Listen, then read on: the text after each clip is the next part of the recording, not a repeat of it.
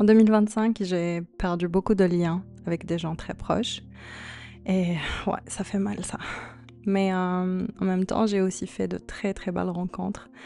Des rencontres inattendues, des gens que je n'aurais probablement jamais croisés si j'étais restée la même personne. Et cette année, je suis vraiment sortie de ma zone de confort, je suis sortie de ma peur d'aller vers les gens. Et j'ai osé, même quand j'avais très très peur, même quand je doutais. Et ma vie a aussi dû changer professionnellement là. C'était vraiment et honnêtement un vrai coup dur, un vrai de vrai. Mais au fond de moi, il y avait comme cette petite voix toujours là qui me disait que l'univers avait quelque chose pour moi. Même dans les moments les plus difficiles, quand je voulais vraiment me cogner la tête contre le mur, que je comprenais pas, que je me posais des questions. Mais je me disais que j'étais en train de poser quand même des actions pour m'en sortir, que je faisais peut-être pas tout parfaitement, mais que je restais pas immobile, que je bougeais.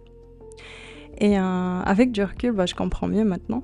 Je me dis que c'était peut-être un mal pour un bien, et parce qu'en réalité, je suis sortie d'une identité que je pouvais plus porter.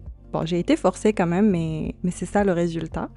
C'était vraiment une expansion pour une version plus alignée, pour une meilleure vie, je dirais. Et mon message aujourd'hui, c'est pour toi. Si tu traverses un moment difficile en ce moment, je veux que tu saches une chose. Même si tu ne le vois pas encore, ça ne restera pas comme ça.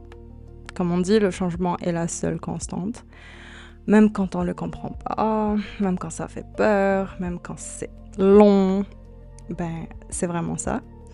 Et surtout pour te dire aussi qu'il y a de l'espoir, même quand tout semble flou, même quand tu as vraiment l'impression de perdre pied, que tu perds plus que ce que tu gagnes en fait. Et voilà, moi je dirais que 2025 m'a dépouillée de certaines choses, mais elle m'a rapprochée de moi-même en fait.